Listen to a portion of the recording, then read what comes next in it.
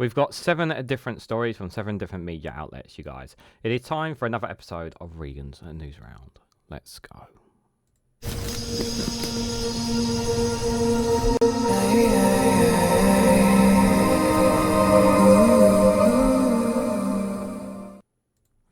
Good morning, good afternoon, good evening, wherever you are in the world. This is Reganelite here with another episode of Regan's Newsround, where I cover 7 different stories from 7 different media outlets. The date and time of this recorded premiere video is on the 21st of September at just 9 AM, roughly UK time.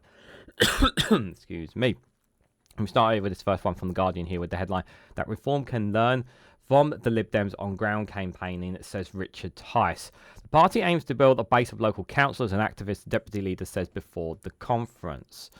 So obviously by the time this has come out, most of the conference will have happened. So I'm sure many people will have been excited or intrigued by what happened or what's happening at the Reform conference. There was obviously a lot of... There was one MP, Rich Love, I think his name was, who was spatting out a lot of conspiracy theories as well, which was not very good. Not a very good look for the party, in my opinion. But it's a bit weird that they're looking to learn from the Liberal Democrats on terms of ground campaigning. And I think that's quite interesting. Now, the Lib Dems, let's be realistic if we take a step back, actually. Liberal Democrats, yes, have been around for a long time. And while they did obviously get the opportunity to get in coalition between from 2010 to 2015, they really broke trust from a lot of people, from the British public. They made false promises, promises that they failed to keep. And that really did hurt them. That really did damage their reputation. And while they do have a pretty strong ground campaign, and what their aim obviously has been around, obviously health and social care, I would say, more than obviously about pro-European and rejoining the EU and all that kind of stuff. It's been far more on that. Actually, I believe their position is that we join the single market and customs union. I believe that's what their position is. And they want to take the ideas of how the Liberal Democrats actually, how they do their ground campaigns and whatnot. I was surprised that we would not take ideas more from the likes of the Greens, especially considering the recent rise of the Green Party and how many council seats that they've got. Like, they have over 800 council seats, which is really building a base there.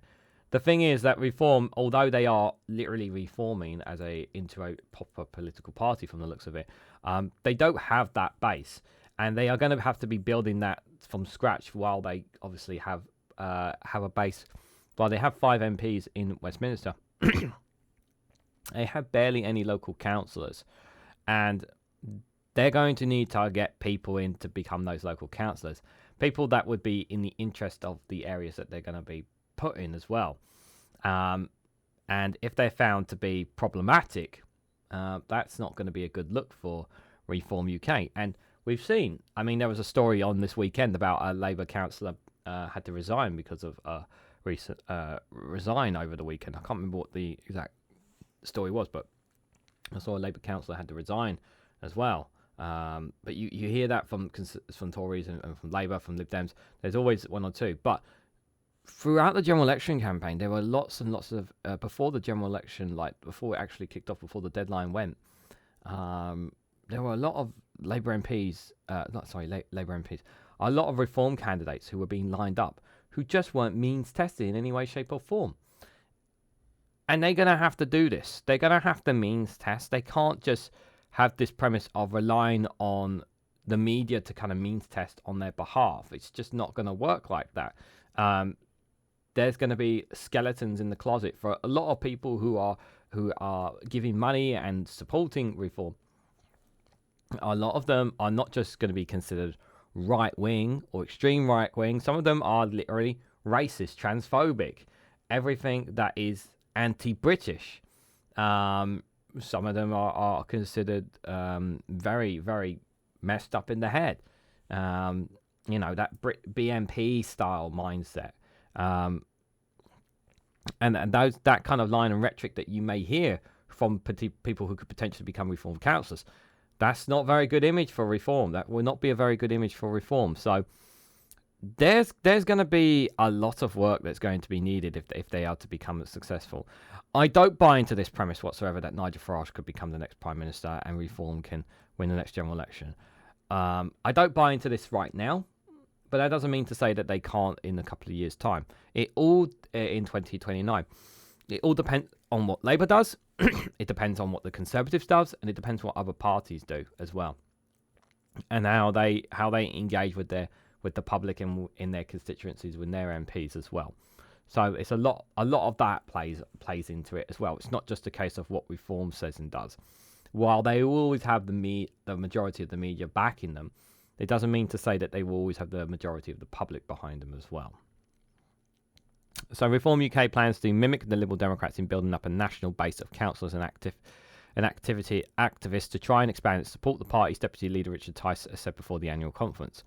While the moon in Birmingham will be celebratory, with Tice joining Nigel Farage as 2 of the 5 Reform MPs elected on July the 4th, there will also be some internal dissent over a new party constitution, with one senior party figure saying it would allow Farage to act as an absolute dictator. On Friday, the first day of the gathering, there will be speeches from all the MPs, plus Zina Yusuf, the millionaire businessman, Reform's new chair, who is leading efforts to professionalise the party. Tice told The Guardian the immediate focus will be on targeting the 2 main parties at the local elections across England next May. Not only will the Tories be in disarray, but Labour will be unpopular coming out of winter, when bluntly pensioners will have died because of their policies. So that is going to be a massive part of our focus, he said.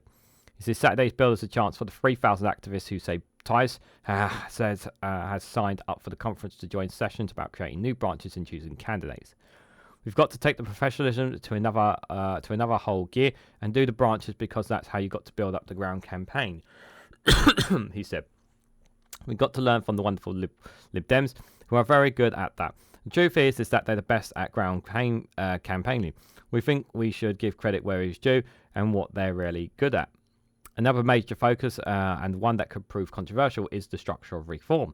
The party is registered as a limited company, which Farage owns the majority of shares. The extent of the control gives Farage, which was shown after the election with Ben Habib, who had been deputy leader, was unceremoniously removed to make way for Tice. Tice has spent 3 years as leader, but stepped down for Farage shortly before the election. Tice said the party's new governing structure would be revealed at the conference and would involve decrampionisation. Yes, they're trying to claim that obviously it's a bit more controlled and a bit more. Nigel Farage having less control over it, but he will always be. He will always be leader unless he chooses to step away from the party, I believe, because I've been told that in order to oust Nigel Farage as leader of the Reform UK, they would need to have up 50% of the 50% of members would have to back it, which is near to next impossible in comparison to other political parties. However, Habib told The Guardian the party had re-engaged on earlier promises to give members the right to oust their leader. This is a rehash of the documents which was rejected a year and a half ago, Habib said. There are changes, but actually increase the democratic deficit within the Reform UK. Yeah, I believe it's 50%. It may not be 50%, but that's what I've heard. He said the proposed structure included having some directors chosen from a list approved by the leader, and allowing the leader to make significant decisions between board meetings. In other words, he can be absolute dictator, and there are no checks and balances.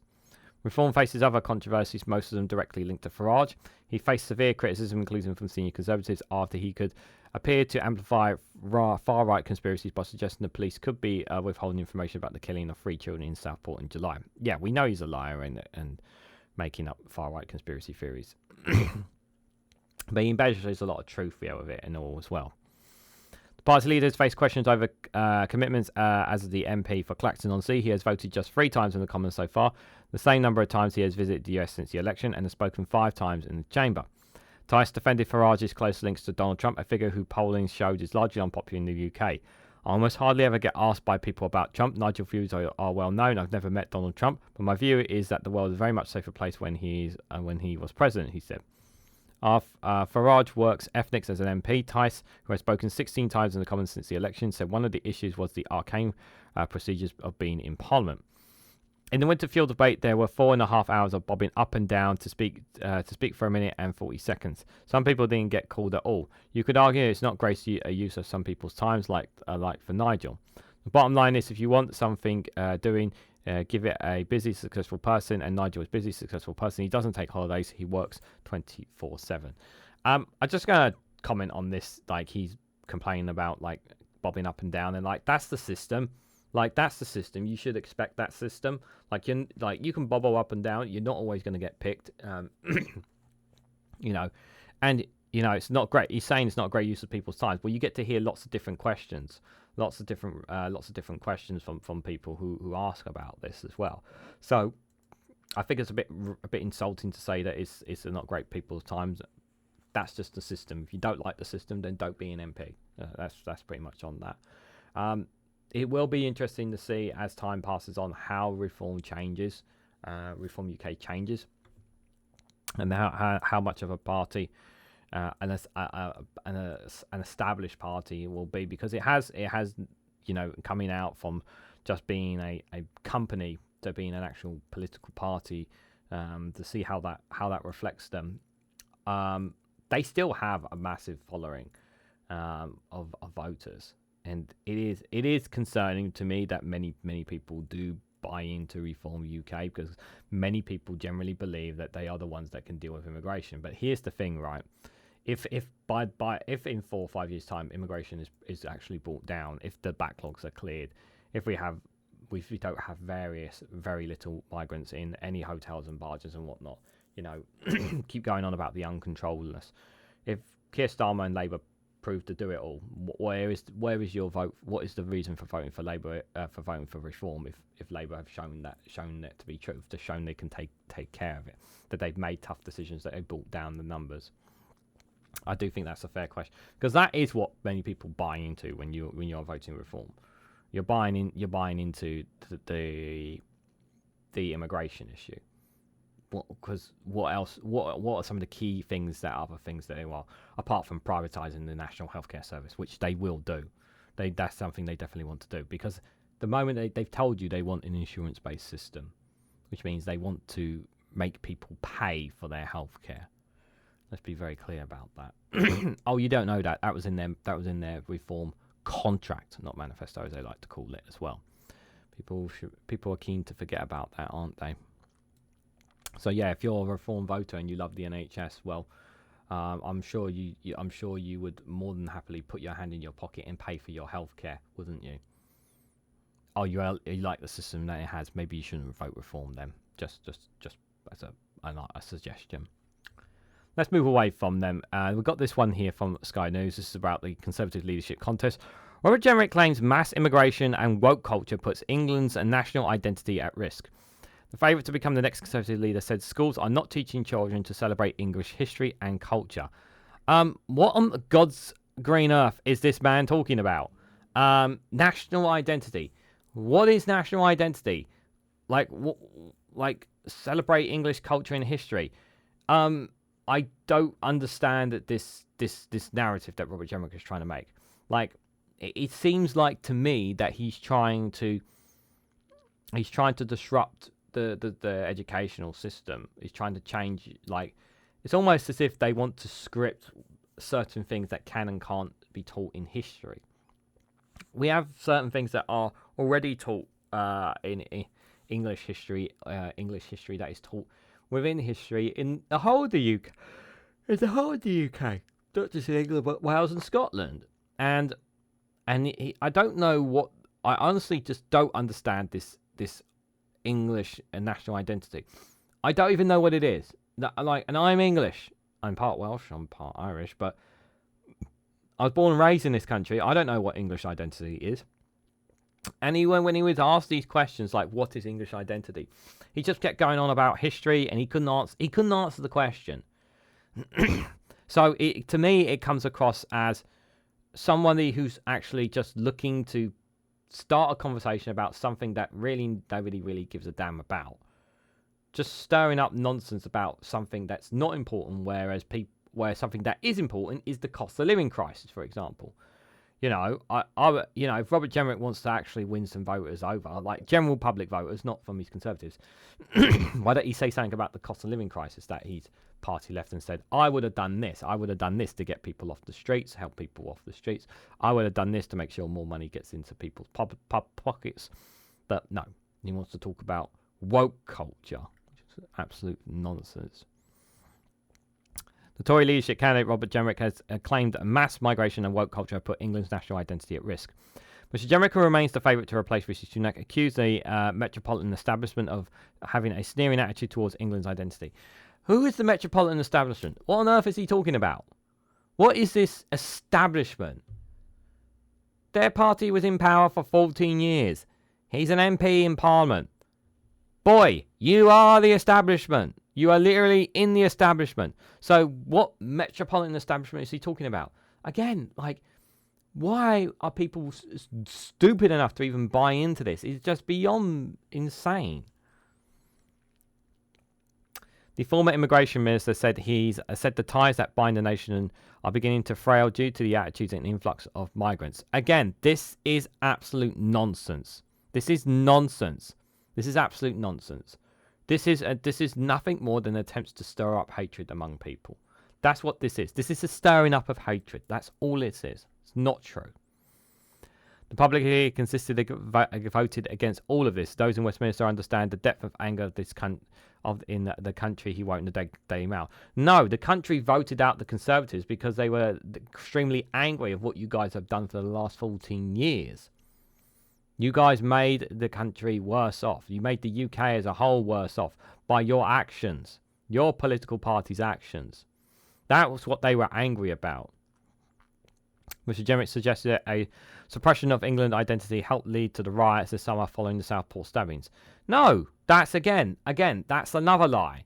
English identity has nothing to do with what happened in the Southport stabbings. What happened was a made-up story was made that the person who was responsible for these horrible, tragic stabbings, the story was made up that the person was an immigrant or a migrant or a Muslim, and people jumped on that bandwagon straight away, with no checks or no accountability, no checks and no fact checking whatsoever. And when it was even fact checked, people still dismissed what the police said and went on the assumption that it was Muslims and it was migrants, which it wasn't. It wasn't. Nothing to do with this English identity BS. He blamed years of intercommunal violence, racialization, and diminishing trust in our communities for the riots. Yeah, and who's been spouting a lot of this stuff? You know, a former Home Secretary, like Suella Braverman, has been saying very vulgar comments as well. It's not just the likes of Nigel Farage, who has been sniping on the outside, the likes of Andrew Tate or Tommy Robinson with some of their rhetoric. No, it's actually been Conservative MPs and ministers who have also diminished trust in our communities with some of their comments and that they've been saying about migrants and immigrants as well.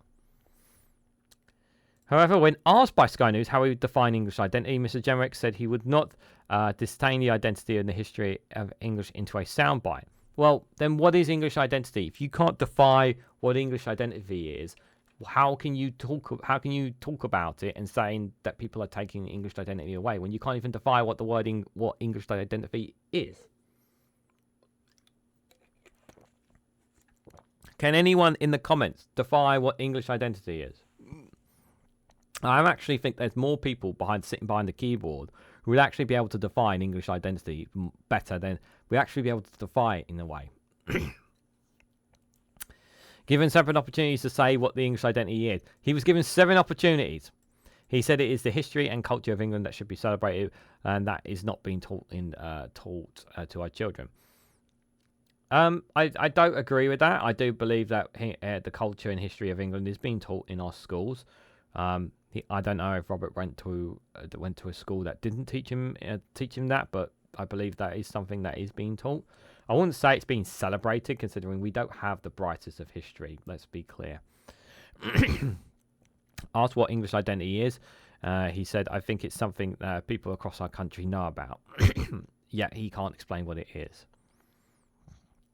Mr Jenrick also wrote in the Daily Fail, it will be impossible to heal our divided nation if we refuse to confront complex issues about our identity. Again, unless you can keep going on about English identity, but until you define what it is, and then nobody will. It just seems like he's stirring up a conversation about absolutely nothing. Mr. Jenrick warned the UK could fall prey to ugly politics of the far right unless the identity crisis and immigration is brought under control. Again, just nonsense. He said the English Metropolitan Police actively disapprove of the country's history and culture. And he said high status people in Scotland and Wales are proud to be Scottish and Wales as well as British, but those in England are far from proud to be English. That's because you guys devalued England more than any other nation in the last 14 years of your austerity. You made us feel poorer. You made us feel bad. You make us feel that all our problems are people crossing on boats. You guys have made people feel bad about it being English, I would say. The 42-year-old was previously seen as a centrist, becoming an MP under David Cameron, who was a staunch supporter of. A Sunak loyalist in the early days of the Premiership, Mr. Jenrick then moved towards the right after becoming immigration minister, telling the former Tory MP Nicola Adkin once he got into the weeds, he realised how broken the system was and needed a full-scale reform. Last year, he resigned from Mr. Sunak's government, as he said legislation had allowed the Rwanda policy to go ahead did not go far enough to ensure it would happen. The move was seen as laying the groundwork to run for Tory leader, which he is now doing.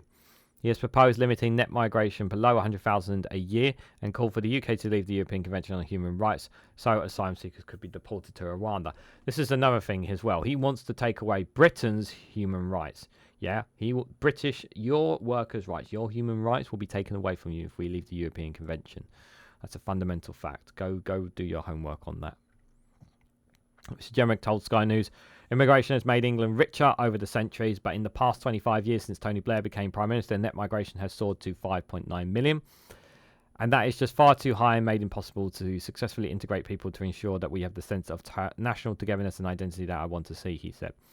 He said putting a cap on immigration will make it easier for us to successfully integrate people and help with other issues such as housing, accessing public service and foreign labour undercutting British wages.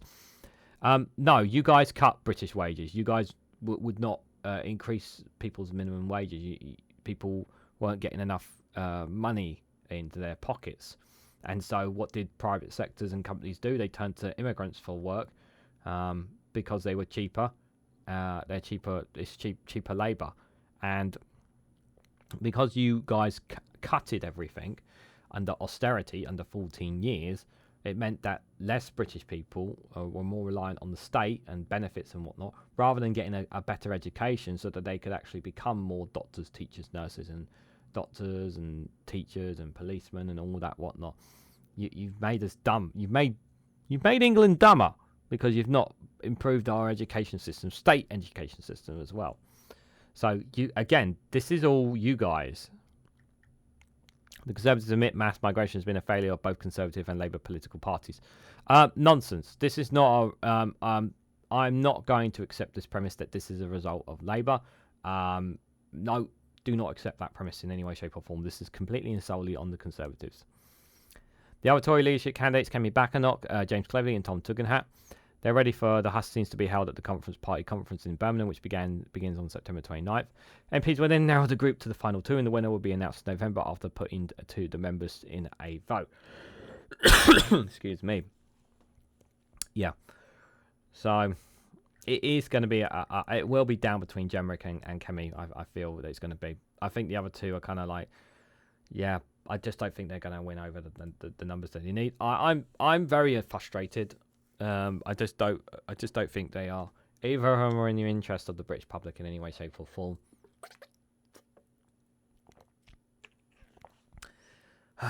I mean, he's absolutely cuckoo. Robert Jenrick going on about English identity. I mean, it was.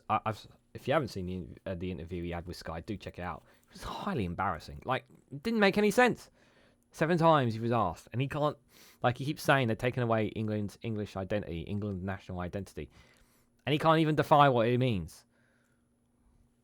So if you can define what it means, put it down in the comments below.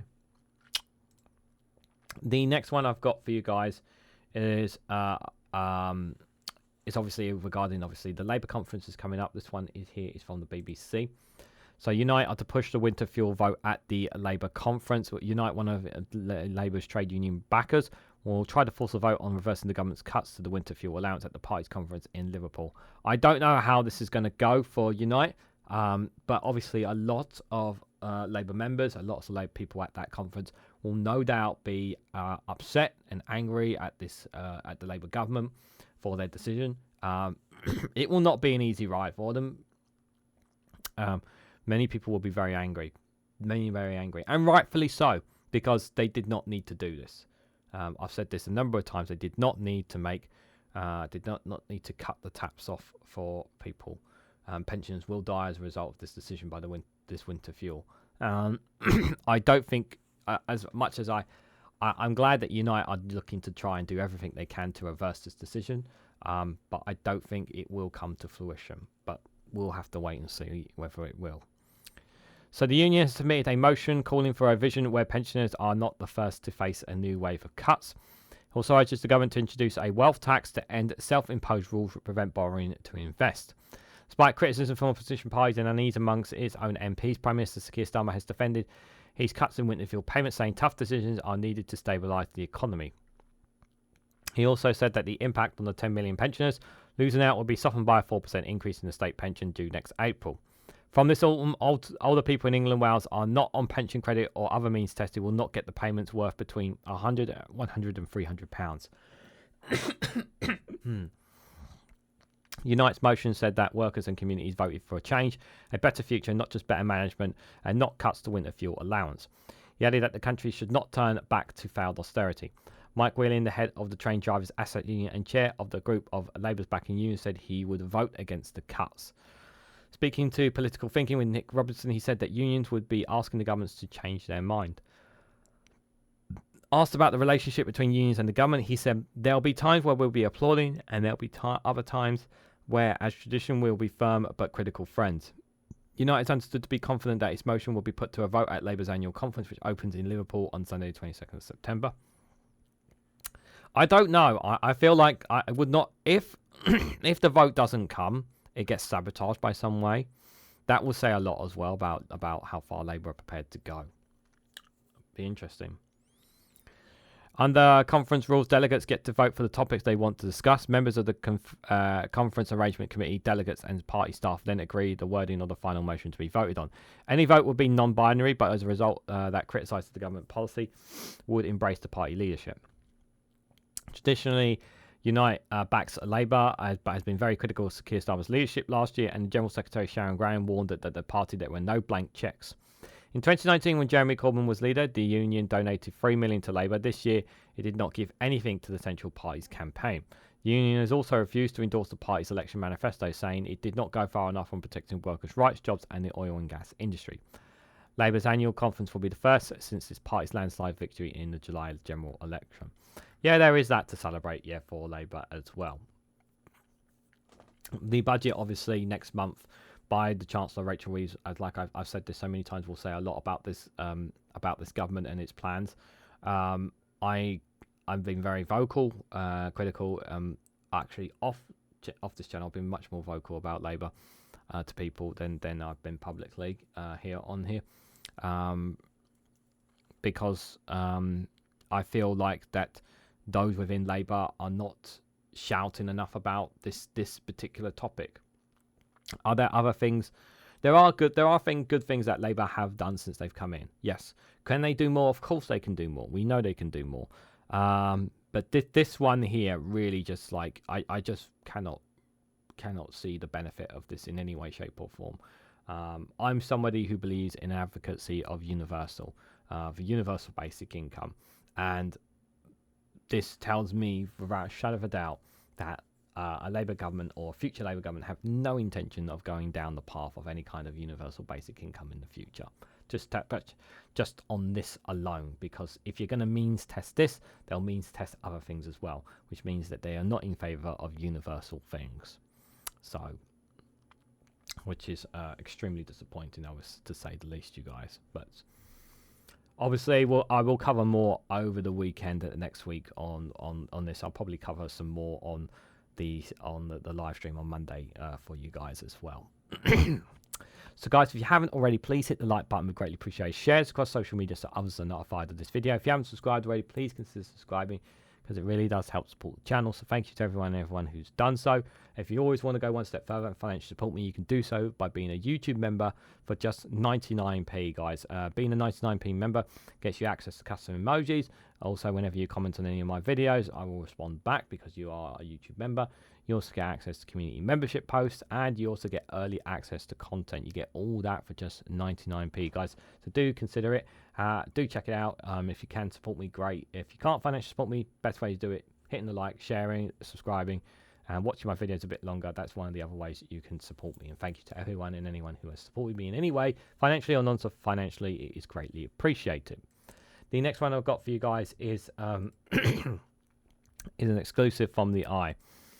So Labour may consider forcing ministers to declare gifts, amidst Starmer freebie row. Now, it's not something you can straightforwardly instantly do, but it's something we have to consider in the rounds. Lucy Powell tells the Eye. Now, let me be clear. So before this story, there was there was a source coming out that was understood, and this may update obviously by the time you guys see this. It is understood that Keir Starmer will no longer be accepting donations with regards to clothes as Prime Minister. I don't know about his wife or Deputy Leader or other ministers on that, so I can't comment on that. But that didn't mean that he wasn't going to stop accepting gifts and donations. So let's be clear about that. So that I've said this before, and I've said this again, right? Some people have tried to twist and turn this in saying that the Prime Minister only earns a certain amount of salary, that he can't afford certain suits and whatnot, which is why he couldn't afford certain suits and whatnot. And like the salary is quite big. Like you don't need to I just feel like the arguments that the people who are trying to defend this, it just doesn't wash with me. Really doesn't wash with me trying to defend the means of all of this, you know. Like what happened with the Conservatives? Absolutely, you know, so many people keep going back. Oh, the Tories were worse, but Boris Johnson was worse. Yeah, you're right. Boris Johnson, the Conservatives, they were all worse. They took in so much money and gifts and donations. Yeah, absolutely, and they did it without declaring it. Absolutely. That still doesn't mean that Labour ministers, Labour Prime Minister taking gifts and donations. I'm sorry, but if you're going to tell me that there are no conflicts of interest, then you're absolutely out of your damn mind. You really are insane. If somebody gives you football tickets, for free, they're going to expect something in return. You don't get something completely free as a gift, and they say to you, "Oh no, I don't want anything in return." Like, I'm sorry, how bloody stupid are you if you think that you're not going to be expected to give something back in return? It's called influence. It's called conflict of interest. It's not rocket science. It's really not that hard to put this logic together. And it doesn't matter what political party you are. It doesn't matter who you are. If somebody gives you something, they will want something in return or influence. Unless it is a family member or somebody close to you, that's a different story. But to play this out like that there is nothing here, that it's no big deal. Like, no, that's nonsense. This is a big deal. It is an issue. And it does infuriate me that Labour are trying to play this down like it's not a big deal. It is a big deal. It's wrong in every way, shape, or form. And they know it's wrong, but they ain't got the balls yet to admit it. Because they're trying to save face for Labour. They're trying really hard to save face for Labour. And if any one of them was in that same position, I guarantee you that they would take it as well. But you know what I would do? If somebody gave me free tickets or free donations, do you know what the first thing I would say? I would say, what's the catch? Because that's what a person with common sense would do. Before you accept something for free, I'd say, what's the catch? Yeah, what do you want in return for this? Because that's what it is. It's called buying influence. They're buying you to do things and stir things to have you go a certain way, as opposed to actually serving the people that you're supposed to be serving. It is so frustrating, and the thing is, I like, and to some people, they just will not budge on this issue. They don't think it's a big deal. And if in a couple of years' time, it turns out that, you know, people are not better off, or they have made improvements but nowhere near enough, it's really frustrating to me. It really, really is, people defending this. It really does frustrate me, the defending of it. I just don't accept the defending of this. I really don't. The scrutiny of Sir Keir Starmer's decision to accept more than £100,000 worth of freebies before he became Prime Minister have dominated the headlines this week. And while it's been an unwelcome distraction for the government as he seeks to push forward with his agenda to reboot Britain, the PM's leader of the House of Commons, Lucy Powell, said there's a greater need for transparency, not less. Okay, I also want to point... I need to point this out as well, because I know some people in comments and whatnot will say this has always been the norm in politics. The exception of gifts and donations and whatnot. This has been normal in politics. It's normal. Change the law. Change the politics. Put a cap on it or ban them outright.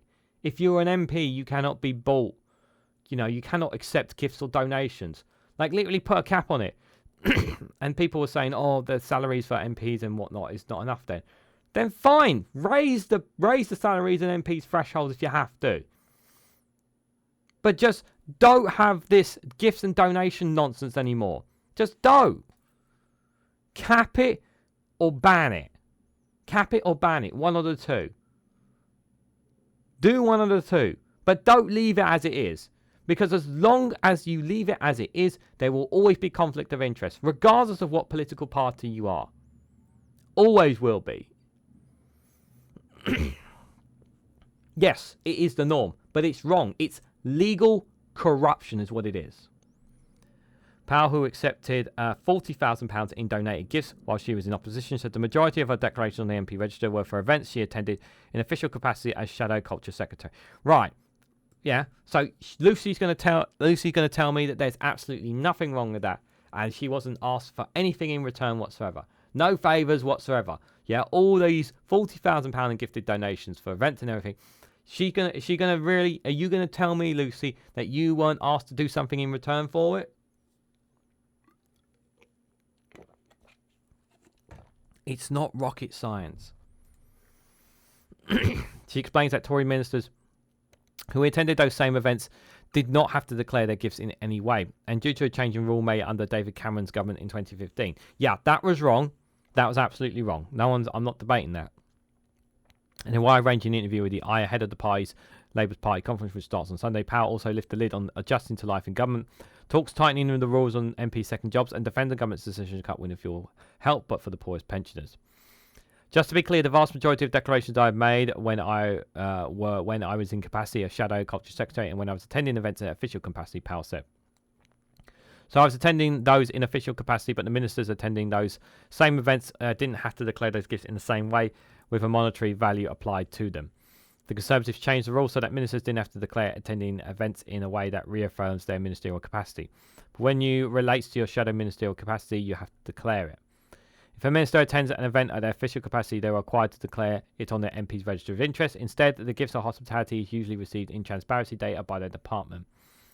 It was under 2015 that David Cameron's government that parliamentary rules on gifts were changed to give ministers an exemption on anything they receive in their ministerial capacity. So will Labour look at reversing this? After all, Powell is keen to emphasise Labour's commitment to transparency throughout the interview. She is non-committal largely because it is not a responsibility that falls into her portfolio, but said it's something that the new government will look into. It's not something you can straightforwardly instantly do, but we'll have to consider it in the round, she said. I think transparency is really, really important.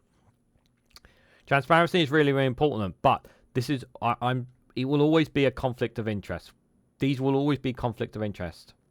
Unless you cap it or ban them outright. The gifts and hospitality given to Keir Starmer were provided when he was in opposition, so they were declared on his register of interest as an MP.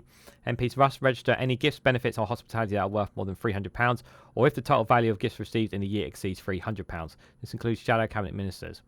They must also register any gifts over £500 that come from a donor who is not registered in the UK. The rules are different, however, for the Prime Minister and other members of his government. The Ministerial Code states it is a well-established and recognised rule that no minister should accept gifts, hospitality or service from anyone which would or appear to place him or her under an obligation. The same principle applies if gifts, etc. are offered to members of their family. If they attend events at their official capacity as a minister, they are not required to declare it on their MP's register of interest. Instead, the gifts or hospitality released in transparency data by their department. Ministers are also required to declare all external meetings that they have with the relevant individuals, such as senior journalists, business groups and campaigners, as well as any foreign visits they are undertaking.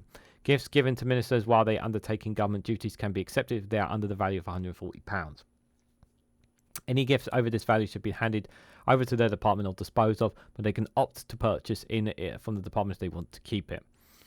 Power will deliver her first speech as minister on Sunday. She tells the Eye the past 2 or so months have been full on. She has 2 offices in which to complete her increased workload, one in the Commons and one in the Cabinet Office.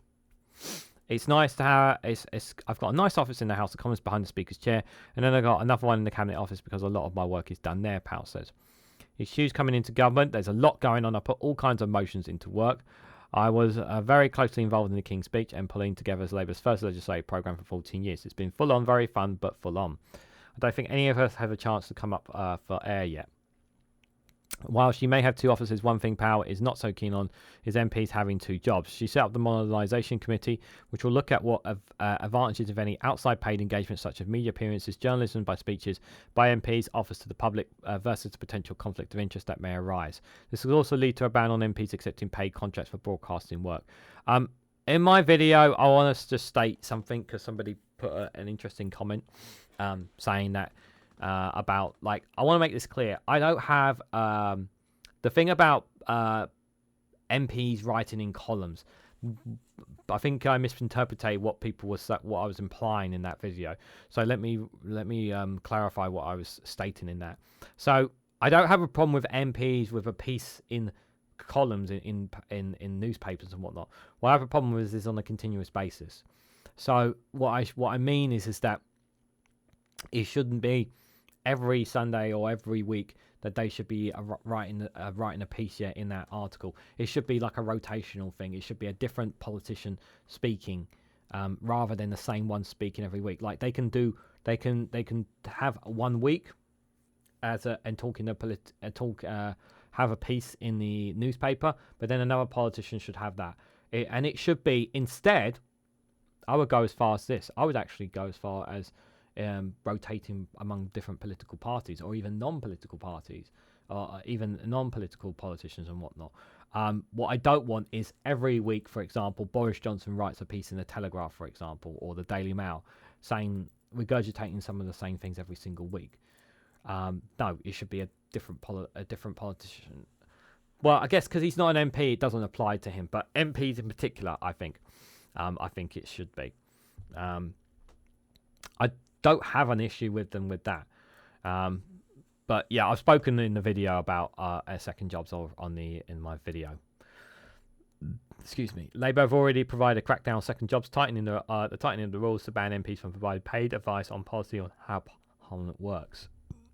Last week, Powell's latest move on examining paid media jobs for MPs incurred the wrath of Reform UK leader Nigel Farage, who has a lucrative role of hosting a nightly show on GB News on top of his 91,000 MP salary. Yeah, the guy's paid a shed ton of loads of money. Farage has accused Powell of limiting free speech by suggesting that an MP's primary role should be to serve their constituents. Yeah, and the best way to serve their constituents is by setting up an office in your constituency and having surgeries with your MPs so that you can be addressing their issues and whatnot as well. You know, maybe you should try doing that, Nigel. Just a suggestion. He claimed any move to take away his broadcast gig is censorship, Starmer Stasi style. There's nothing wrong with politicians going on broadcasters to talk about their going on broadcasting and whatnot. We need that. That's very important. It's very important that politicians and whatnot go on to broadcasting. That's not what the issue is. What the issue is that you're being paid by the broadcaster to be on all the time. And that's not right. Powell does not have a lot of time for Farage's prognostications. Certainly, he's cried that I'm personally trying to stop his free speech. Is absolutely not the case. He'll be free to go on any news channel whenever he wants. Exactly. Like, he just won't be allowed to get paid for it as a second job. Like, he can go on GB News. If GB News want to have him on all night and everything, without him not doing his job, it just shouldn't be right. They should be paid for it as a second job when he should be doing his job as an MP. That's not what we're talking about here. What we're talking about here is ongoing contracts of employment that tie you in, and therefore could give you a real perception of a conflict of interest when it comes to what should be in your main job and your first job of being a member of Parliament and acting in the interests of your constituents first and foremost. No one is saying that he or any other MP cannot go on television to express their views. That just isn't the case. During Spell's speech to the party's loyalists in Liverpool, and on Sunday she will spell out more about her efforts to clean up ambiguous around second jobs, as well as telling her audience that she and her colleagues are getting on with delivering the manifesto they were elected on. We are talking about restoring trust in politics, holding ourselves to a higher standard, and tackling some of the culture and behavioural challenges in Parliament, also making Parliament more effective and reliable to people, she said. However, the wholesome as this sounds, it is unlikely to grab the headlines like taking winter fuel payments from hundreds of thousands of pensioners did. Howe explains that the policy is essentially following the discovery of the so-called £22 billion black hole left behind by the previous administration. However, she does also encourage all those eligible for pension credit to apply for it, thereby making them eligible to continue receiving up to £300 for help where their heating bills is. I've said this so many times about the winter fuel payments. I've already made my position on it clear, guys. We didn't know what we were coming into, and obviously what we've uncovered into the Treasury and right across the government that this was a big black hole. There have been lots of big spending commitments made or that need to be made with absolutely no budget for them. We've had to take action to deal with that, otherwise the consequences are even more difficult within an economy and a government finances that don't stack up. And we've been doing a huge amount to get people on pension credit, and it's not too late for people to do that. I think it's really hard when you are means testing. It obviously creates a line, and whenever that line gets drawn, it is difficult for those who are just above it. We totally understand that, and that's why we're doing a massive communication drive, working with charities and others to get people on pension credit. I do hope they get more people on pension credit. I really do, in all seriousness. That's why we are totally committed to the triple lock, because I think it's really important for people to recognise that the values of the state pension in real terms is worth a lot more now and will be worth a lot more over the coming years than it has been. The basic state pension is worth £900 more than this current year and is going to be £460 more the next year.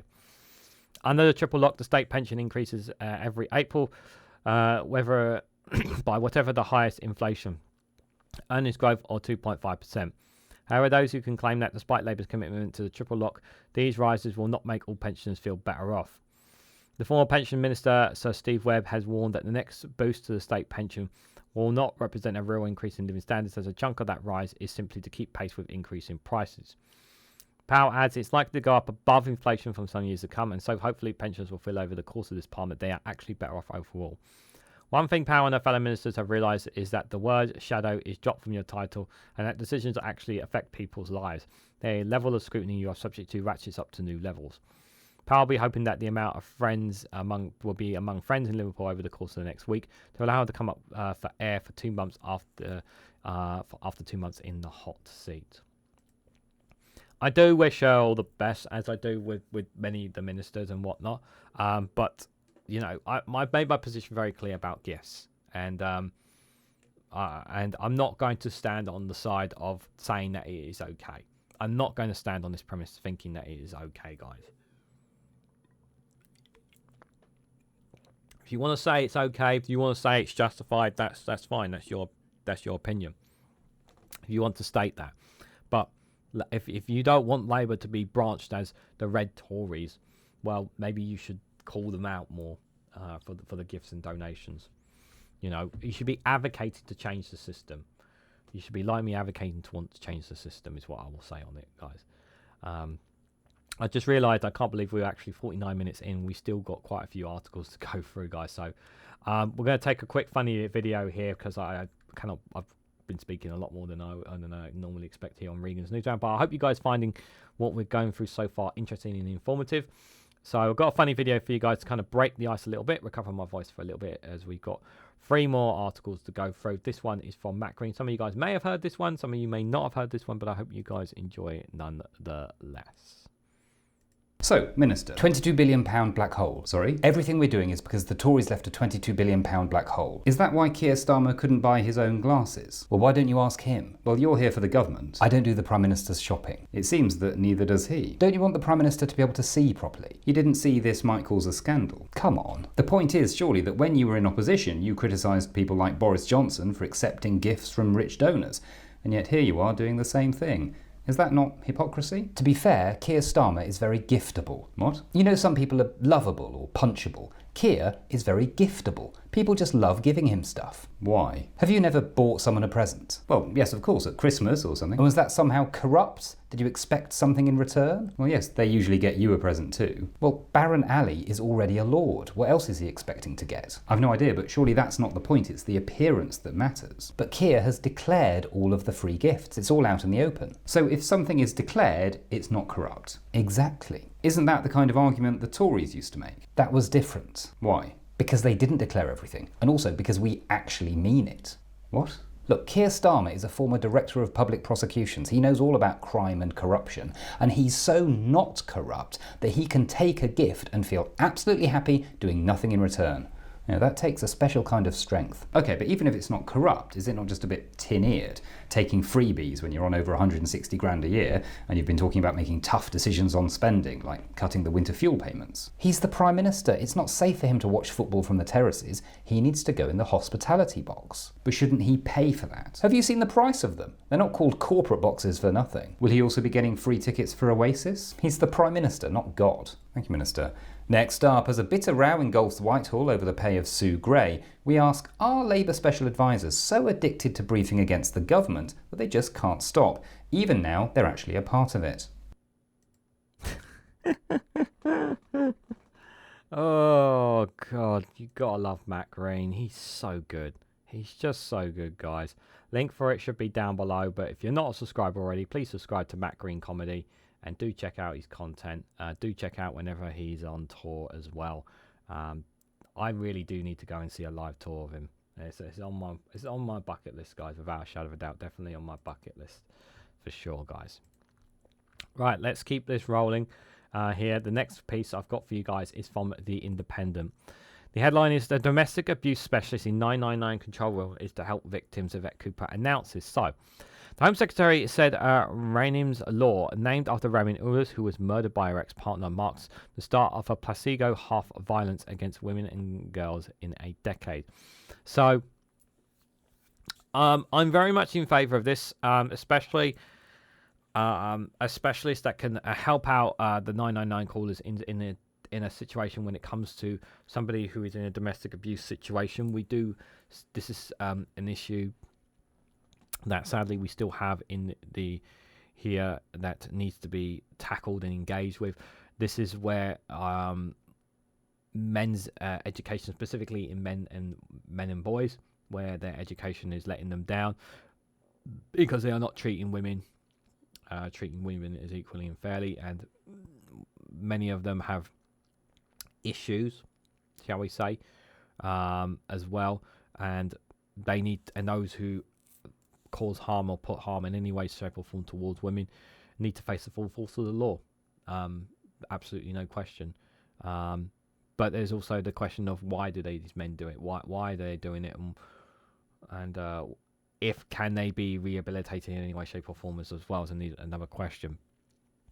But taking that aside, obviously, in that desperate situation, it can be hard for anyone, just any person on a 999 call to be able to respond to this in the best way, shape or form in that situation. So I'm all in favour of a domestic abuse specialist being in that controls room there to step in and help when something like that happens, and how to best respond in that situation, because every situation for that whatever domestic abuse will be different. So I'm definitely in favour of something like this.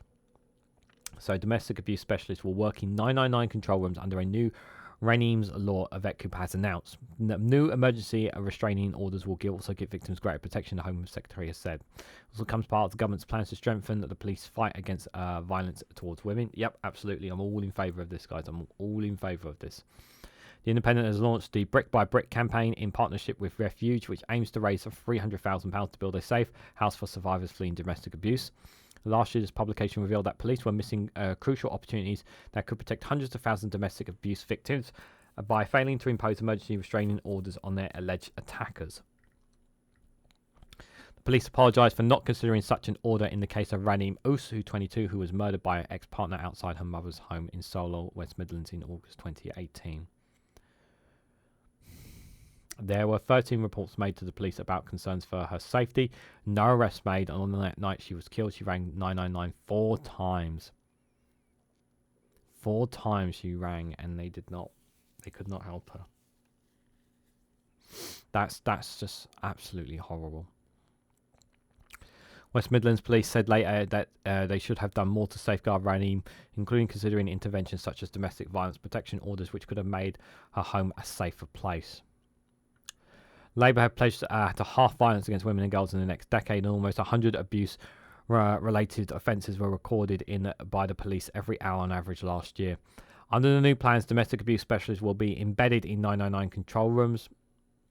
Sorry about the adverts popping up everywhere. Embedded in 999 control rooms to help ensure calls that are for help are treated with the urgency required and victims to get the support they need as part of a pilot project from next year. Ms. Cooper said the victims of appalling domestic abuse need to know that police will be there for them. Today's measures are the start of this new government's mission to have violence against women and girls in half of violence against women and girls in a decade. I hope it does go down, in all seriousness, guys. Regardless of whatever government is in charge, it needs to be brought down, and women need to feel safe. They need to be given the assurances and safety that they need, and police have not done enough on this. Failure to understand the seriousness of domestic abuse costs lives, and far too many have already lost it. That's why introducing Regan's law in memory of Regan and her mother, Kaloga, is so vital and has now been a personal priority for me. Noor Norris, campaigner and aunt of sister Regan and Kala Seming, said 6 years ago, when I lost my niece Regan and her sister Kaloga, my world fell apart. Their suffering and the way the system failed them is something I will never forget, and that's why I began my campaign. Secure life for Regan's law. What started as a quest for justice for my family became a mission to improve outcomes for all domestic abuse victims everywhere. Regan's law will ensure the domestic abuse specialists are present in 999 control rooms, so victims' calls helps are taken seriously and save lives by making sure no warning signs are ignored. Unlike in Regan's story, I'm deeply proud that this government has listened and acted to make Regan's law a reality. Their commitment to addressing domestic violence has showed me that the change is possible when we refuse to stay silent. Knowing that Regan's name will now be the source of hope and protection for others fills me with a sense of pride I cannot put into words. Regan's memory lives on in this law, and it means the world to me to know that her story will help save lives. I do hope it does, guys. I really do. From November, more domestic abusers will be ordered to stay away from their victims through a new pilot on domestic abuse protection orders. This will build on existing but under-reused power police already have to order abusers not to make contact or go near within a certain distance of the victim. Under the current system, the order lasts up to 21 days but will be made open-ended. Breaching one of these orders will be a criminal offence punishable by up to 5 years in prison. Ministers for Violence Against Women and Girls, Jess Phillips, said, "For too long we have known victims haven't had the protection that they deserve. We have set out an ambitious mission to halve violence against women and girls in a decade, and offering the strongest and most effective response to incidences of domestic abuse and absolutely fundamental to this." And on the link for the description for this article is down below. There's an option there if you want to donate to the Brick by Brick campaign launched by the independent charity Refuge to help raise £300,000 to build a safe space for women where they can escape domestic abuse and rebuild their lives and make a new future. So if you guys want to, if you click the link down below for the independent, and if you click this button here at the bottom of it, you should be able to take you to the Brick by Brick campaign there. Jess Phillips, obviously, we've known Jess Phillips for quite a while in the Commons, who has been one of the strongest advocates standing up for violence against women and girls. while been sitting on the sidelines having to listen consistently and scream for the Conservative government to do more. And now that she is she's actually a minister for violence against women and girls, she will make it her personal mission to make sure that women and girls are protected. She will make that, it's very, very personal to her, because she's heard countless stories there, and I'm very glad that they are taking this law in. I really, for me, I just really hope that it's not all words, and that in the end it becomes action. And I generally believe that Jess Phillips is someone who is very serious about dealing with this. It is going to be quite a mammoth task, but they need to really apply pressure on the police and on the 999 call centers to make sure that they are taking everything that they need to take seriously, that they manage this and they tackle this and take this seriously. And if they don't, they should have a right kick up the arse if they don't respond to these calls. They're very serious, very sensitive for many women and girls, who some are suffering a lot more than others because of consistent police failures, time after time after time. So I have 2 more articles left for you guys. Just a final reminder, if you haven't already, please hit the like button. Greatly appreciated. Share it across social media so others are notified of this video. If you haven't subscribed already, please consider subscribing, because it really does help support the channel. If you want to go one step further, financially support me in the work that I do here on this channel, you can do so by becoming a YouTube member for just 99p, guys. Just for 99p, you get access to lots of things, custom emojis. You also get access to members' community posts, and also whenever you comment on my videos, give you a response as well.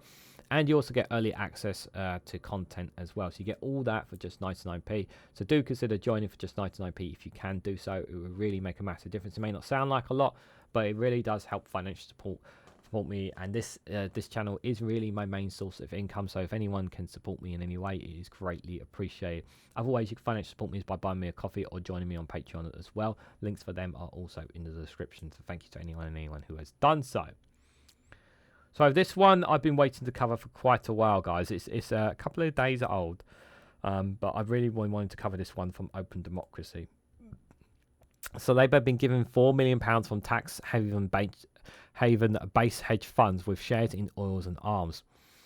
So Quantum's donation is noteworthy, not just for being Labour's largest ever, but for its timing ahead of the election. So we talked a bit about some of the donations already, but this obviously is not just about that. It's about hedge funds. Obviously, those who have an oil and weapons are throwing money at Labour within means to try and maintain the status quo sort of thing. Now, those who remember the last Labour conference, or even I think even before that, 2 conferences ago, they had weapons and arms manufacturers at their conference. That was not a coincidence. This is a reminder again of them. So let's read into it. So the Labour Party's largest ever donation came from a Cayman Island registered hedge fund with shares worth hundreds of millions of pounds in fossil fuels, private health firms, arm manufacturers and asset managers. We know private health funds have been donating into the Labour Party, hence why West Streeting is all for private healthcare to help fix the healthcare system. While the £4 million donation by Quantum Capital is the 6th largest in British political history, it is noteworthy not just for its size but also its timing. The Electoral Commission suggests Labour received the donation in the 1-week window between former Prime Minister Richard Tice announcing the general election and the start of the pre-roll reporting period, in which all political donations over £11,180 had to be published weekly rather than the quarterly norm. This means that despite being made on the 28th of May, Quadrim's generous donation was published by the Electoral Commission only last week, more than 2 months after Labour won the election. Neither the Labour Party's press office nor Number 10 responded to Open Democracy's questions on whether the timing of accepting this donation was intended to minimise scrutiny and critical coverage during the election. Paul Holden, an investigative journalist and author of The Fraud, a forthcoming book on Starmer's leadership, told Open Democracy that the donation timing fits the Starmer project pattern of delaying the disclosure of potentially sensitive and controversial political donations. So Holden has said Keir Starmer and his organisation close to him have an unfortunate history of reporting donations in controversial ways. Due to his bid to becoming leader of the Labour Party, Starmer refused to contemporarily publish details of who had donated to his leadership campaign. His rivals, Rebecca Long Bailey and Lisa Nandy, agreed to share details of their donors in real time when they published. Starmer, however, decided only to declare his donations via his MP's register of interest, which creates a significant lag between when Starmer accepted his donations and when they were made public. Labour members, as a result, had no idea at the time of voting that Starmer had been funded with large donations from the likes of wealthy millionaires like Martin Taylor and Sir Trevor Chin and Baron William Ali, the latter now at the centre of the furor about Starmer's acceptance of graduates. Holdon also refers to issues by the Electoral Commission to Starmerite think tank Labour Together in 2021 for its failure to declare donations worth more than £800,000, including £730,000 received while it was under the directorship of Starmer's key advisor and number 10 Director of Political Strategy, Morgan McSweeney. And we know Morgan McSweeney isn't exactly on good terms with Sue Gray as well. I've been hearing reports about tit for tat between them in terms of vying for power within Labour. Open Democracy has consistently reported on Labour's increasingly strong ties with the financial sector in recent years. Yep, we have covered it here on this channel, some of them as well. The party has received more than £8 million from businesses or people linked to the financial industry since Starmer became leader in 2020 and now boasts two multi-million-pound donors from the world of hedge funds, Quantrine and Taylor, who have managed several billion-dollar funds over their careers. While Quadru has not donated to Labour before May, one of its senior employees has contributed significantly to the party under Starmer. Daniel Lucius Thompson, a strategy advisor at the firm, has given the party more than £500,000 this year. Sorry, my nose is really itchy for some reason. I do apologise. According to the Electoral Commission, transparency campaigners have warned that Quad's huge donation raises questions about the financial sector is getting in return. Rose Wifkin, senior researcher officer at the Transparency International UK, told Open Democracy, when the public sees political parties relying on such large sums of money in donations from private sources, it understandably raises questions as to whose public interest politicians are working and can give the impression our democracy is in for sale. This must be done to take this kind of big money out of politics. This government should commit to introducing caps on individual donations to tackle this problem and to restore public trust in how our democracy functions. Green Party Deputy Leader Zach Polonsky told Open Democracy that the donations show that Labour now stands for multimillionaires and billionaires over the working class communities. Polonsky said, far from being the party of service of working people, Starmer's Labour Party seem indebted to the bankers and bosses who profit from the pillaging our public service and our planet. Simply following the rules and declaring donations isn't enough to cast aside the doubts that the main parties and their loyalties tested by big party donors. It's time to implement strict rules on funding political parties, including a cap on how much individuals or businesses can donate to politics. Elections should be won by people with the best ideas, not the parties with the biggest donors. 100%. So, Quantarine Capital is a diverse share portfolio worth around $6 billion, according to the records filed by the US Security and Exchange Commission, SEC, last month. After its donations were made public last week, the firm shared a statement on its website. It said in May 2024, we came to a view that a UK government with a commitment to a grand transition of the economy would have the ability to drive change and so urgently needed. Having analysed commitments set out by each party, we donated $4 million to the Labour Party in support of policies that will deliver climate action while also promoting social equity and economic resistance. This was a value-based donation, not a political donation, as Quantarine Capital Limited remains non-partisan and apolitical. Going forward, our private givings will continue to be led by values, and any further donations to political parties will depend on their party's commitments to track down and alignments with our missions for sustainable and equitable growth. Last year, The Guardian reported that despite donations to the environmental charities through its Climate Foundation, Quad's side had holdings in fossil fuel companies worth more than $170 million. The paper highlighted three holdings in particular with major polluters: ConoPhillips, Chevron Energy, and Sevios Energy. So they have links. So while Quantarine themselves is not a fossil fuel company, they have holdings in fossil fuel companies, and they're holding to, in particular, to major polluters. So there is a link there. So they have ties to fossil fuel companies, despite saying, but they have, even though they've stated that they are apolitical, which you can make what you want of that comment. Open Democracy's analysis of the firm's latest SEC filings dated 14th of August shows that Quantarine had since increased its holdings in Severos, which was in this year's file millions for an oil spill that released 250 litres into the Atlantic Ocean. Quadring scaled back its holdings with other two firms, but has taken up the major $67 million stake in ExxonMobil, one of the largest oil and gas producers in the world. Among Quadring's capitals and other investments, its largest holding in Apple, valued at $231 million. And among its 10 largest holders are blue chip stock like Amazon, Shopify, and Costco.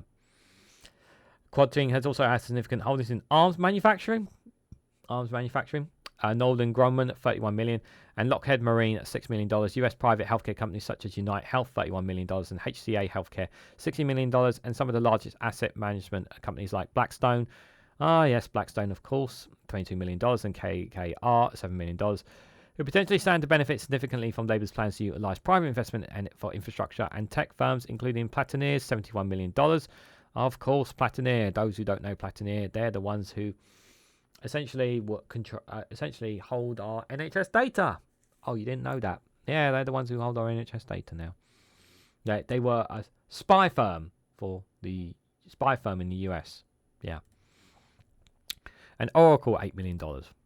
After publication of this article, Quadring said it uses market-neutral trading strategies, meaning it holds long and short position stocks at the same time. It does not hold any position for extended periods of time. Hedge funds typically use such trading strategies to try and profit from both rise and fall of stock prices.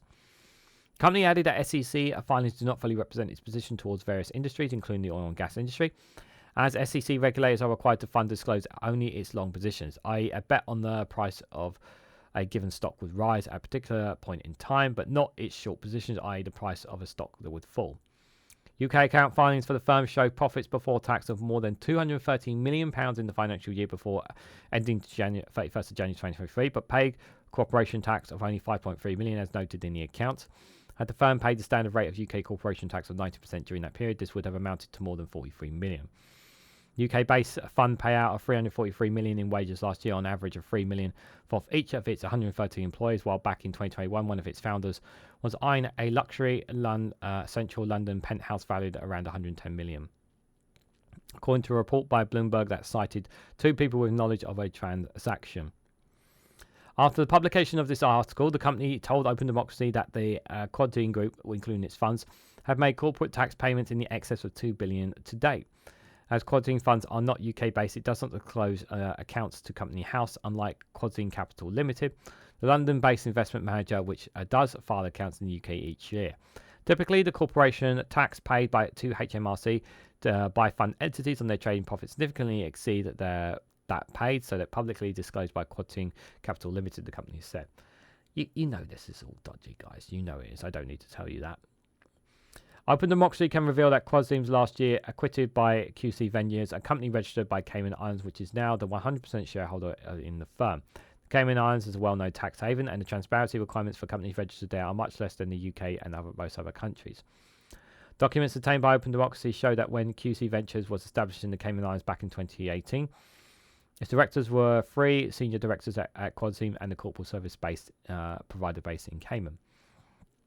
Speaking in the Commons in July, David's Foreign Secretary David Lammy pledged to tackle individuals and companies taking advantage of offshore tax havens with vulgar. He added, "We were concerned that parts of the last government were turning a blind eye to these issues. We hope to come forward with further proposals in the coming weeks." That's funny. And now they seem to have now you have a company like this throwing money at a Labour government. But there's no conflict of interest. None at all, guys. None at all. When Open Democracy contacted Quadring to ask about the donation and the acquisition of QG Ventures, a representative of the firm directed us to a statement on the company's website. They also said the decision to set up a company hold base in the Cayman Islands to acquire Quadring was not motivated or relation to taxation.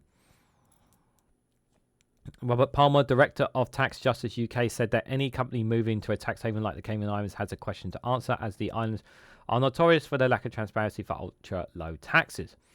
Ultimately, the government needs to make sure that everyone is paying their fair share in tax, especially when the public service are in desperate need of investment, and we need to fund that transition to the green economy, he said.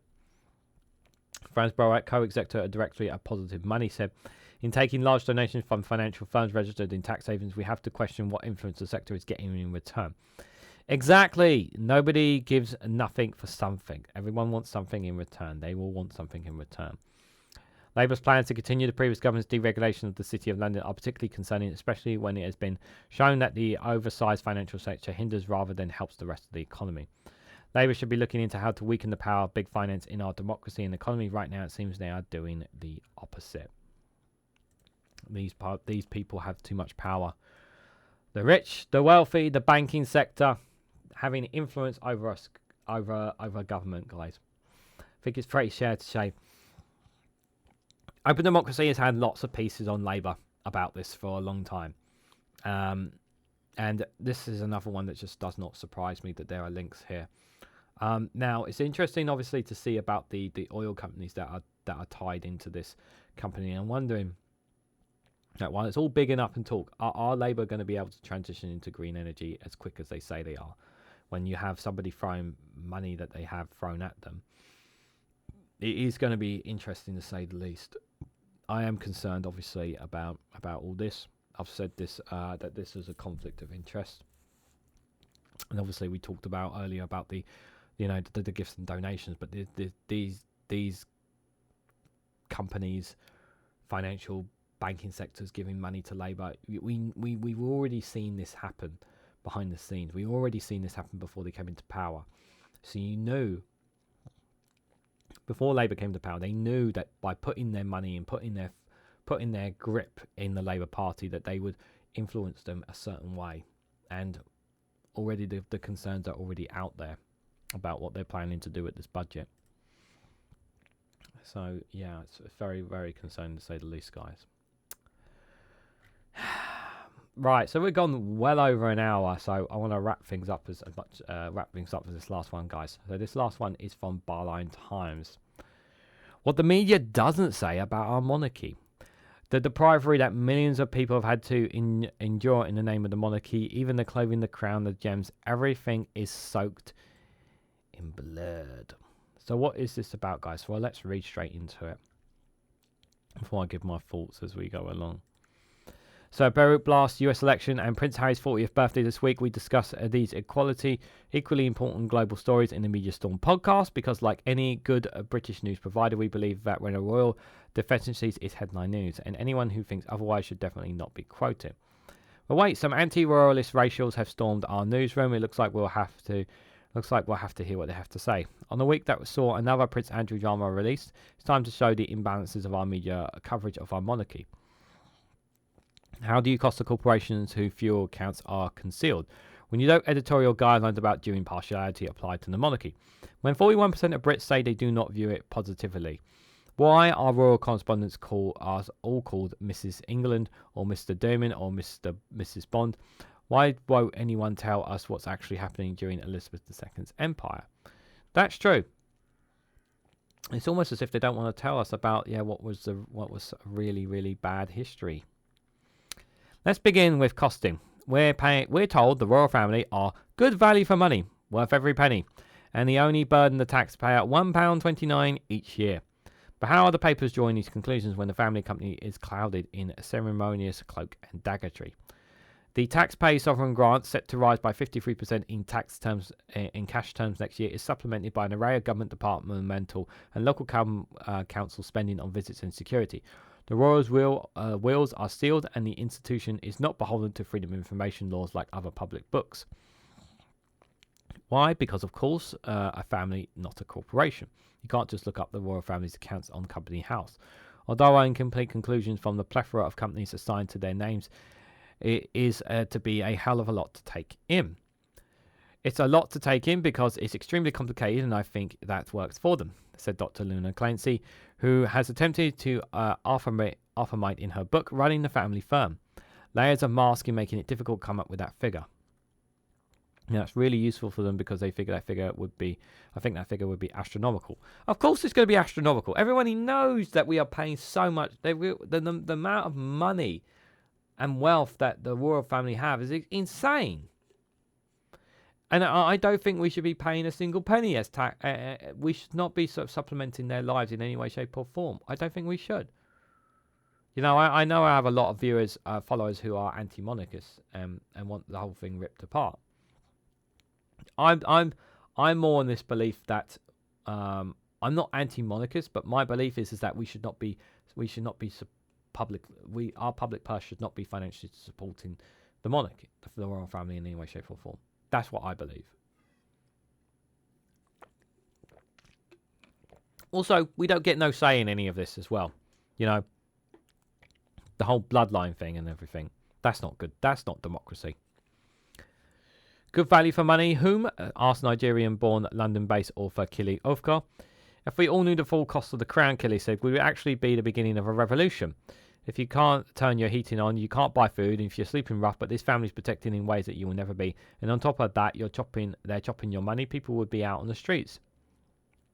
Media Storm is not editorially anti-monarchist, but works to readdress imbalances in mainstream media debate, of which this topic is royally guilty.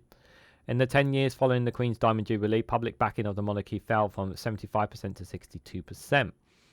From a media tied to due impartiality, we should therefore expect to see a respectable amount of royalist coverage, a balance for a healthy number of Republican voices, particularly to the given colourful plurality of wonderful partisan papers. We do not. From The Guardian to The Telegraph, The Star to The Express, every single front page last Monday, more from the warming tones of family wholesomeness, perfect PR, and even more perfect hair after Kate Middleton announced he had completed her cancer treatment. Society panics from gossip, even evaluates royal fluff, pieces from their personal lives to statue of hard front page news. This is mutually convenient for news outlets challenged with commercialising inheritance, uncommercial content, and a royal institution that would rather be scrutinised as a humble family than a political and economic powerhouse. No one knows about how they're funded. Who is interested in a story when you could talk about Harry and William having a spat, Laura pointed out. The media positions them as celebrities or entertainment and removes questions of politics and economics. We also try to let guests finish sentences with a rare privilege of an anti-monarchist on any UK news panel. Watch these two struggle to squeeze words in, edgeware on Piers Morgan's ironically titled Prove Me Wrong, an act that will require actual listening. Perhaps we believe even listening to treachery is begging for a big heading. Yeah, there's a reason I intentionally don't listen to Piers Morgan. Yeah, I'm not going to go down that road. Royal correspondents know well the danger of enraging the monarchy, even if not quite those so medieval. Those interviewed by Laura during her book research spoke of needing to keep the monarchy on side and told her quite simply, we need them, take the royal rota, process of which journalists are selected for press pan access at royal events. When people are granted entry and at the same people you're writing about, how critical are you going to be? Perhaps there is a sense of duty in this curious job that morphs with PR with journalism, perhaps even a valuable one. We are no strangers to the relevance of identity at this political age and the dangers of its fragmentation to public well-being and order. Centralisation, neglect and austerity have left many towns suffering a loss of identity, feeling all too familiar to dystopia communities who have had to make their home among others. In a globalised world, what remains to unite fellow voters is, if not national identity, is what is national identity if not the crown? The monarchy official website claims to provide a focus of national identity, unity and pride. Arguably a key part of the public service journalism is upholding this. Really? I'm not seeing that. However, our monarchy does not conjole the same hierarchy for everyone. What comes to my mind is a legacy of rape, pillage, theft, colonialism and transatlantic slave trade, said Ketchley. Don't blame them for saying that. Which is why, she believes, Kedgley believes, Britain is very much due to an identity crisis. Hence why Robert Jenrick is screaming, we don't have English identity. Kedgley provided the distressing diabelle that moved from the Mau Mau uprisings to the partisan of India and Pakistan. These are histories most listeners will not know. Nor, to be frank, do most of the media class who qualify via the British education system. It's no surprise that people reject the anti-woke, anti-colonial indoctrination, as remarked by GB News by Lee Casey refusal to sing God Save the King last week, when they are challenged blissfully unawake to the realities behind it. People know that their identity is being challenged. They know that a source of pride is under attack, but they do not understand why. There isn't a self-knowing national identity that can unite us in its honesty rather than divide us within lines. In this utopia, information is power, and the media are the ones who wield it. The media are the ones who wield it. Interesting piece from Byline Times. I'm not quite sure how to kind of gauge this piece, if I'm honest. How to kind of articulate it into thoughts. But it seems to have brought us back to national identity as well as about the monarchy there. And there is definitely less of an appetite for the monarchy. And I actually think as time passes on, generations that like, the more people become aware about the monarchy and about younger generations become aware about the amount of money and things that we put towards the monarchy, we don't have things were a lot different. I would say there was a lot more love for the monarchy when the Queen was alive. The Queen is no longer there. People aren't too. I would say people don't love. Would say the majority of Brits are not like, they're not fans of King Charles. They don't feel like he's doing something. He's making a massive difference. It just feels like he's just sitting on his throne, and that's kind of it, you know. Whereas the Queen was seen to be someone who was always doing so much things. I know many people in the chat aren't fans of the Queen or the monarchy, but she was widely respected. She was around for a long time as well. The monarchy is just, since her passing, the monarchy is just for me, it's just not the same in any way, shape, or form. Like, they still have all this wealth, they still have all this power, and nobody dares touch it. The British media just, will not go. The British media will always be always in favour of it. It's an interesting piece, is what I'll say. But yeah, we don't. Yeah, they try to keep this whole Republican thing quiet, but they can't, because eventually it will break into the media at some point. They can refuse to bring it on mainstream media all they want, but eventually, its voice will rise. As it says in the article, there's a reason why there's less support for the monarchy than before. Yes, there's still majority Britons behind it, but it's ebbing away slowly, because like I said, as the old generations died off, younger generations become more aware of these things, and they do start, and simply as well as when their lives are worse off, and they see the monarchy with all this lavish gold and everything that they're encapsulated in. It's hard for them not to feel a tad bit of jealousy and anger. What do you guys honestly think about it? Because we have reached the end of Regan's News Round. I did not think I would be going this long, but there we are, guys, nearly an hour and a half in. Let me know what you guys think about some of the stories that we have covered here today on Regan's News Round. We have covered, obviously, talking a bit about reform, saying that they can learn from the Lib Dems on ground campaigning. Robert Jenrick trying to explain to me woke culture and English identity. Okay. Unite claim they're going to be pushing the winter fuel vote at the Labour conference. Lucy Powell talking about gifts and freebies and whatnot in an interview she had with the iNews. Talking about domestic abuse specialists in 999 control rooms, which I think is a very great idea. Labour taking £4 million from tax haven-based hedge funds. There from a story from Open Democracy. And finally, what the media is saying about the monarchy as well. Let me know your thoughts on all these and more down in the comment section below, what you guys thought of all these stories. But just before we head out, I know you haven't seen them at all throughout the whole series, but they have been here, they have been watching, and they have been paying attention very, very closely. And they will be here tomorrow. If I can get a World's News Round out for you guys as well. But let me know what you guys thought of all these stories today down in the comment section below. But just before I go, if you haven't already, please hit the like button. It'd be greatly appreciated. Share this across social media so others know I fired this video. If you haven't subscribed already, please consider subscribing, because it really does help support the channel.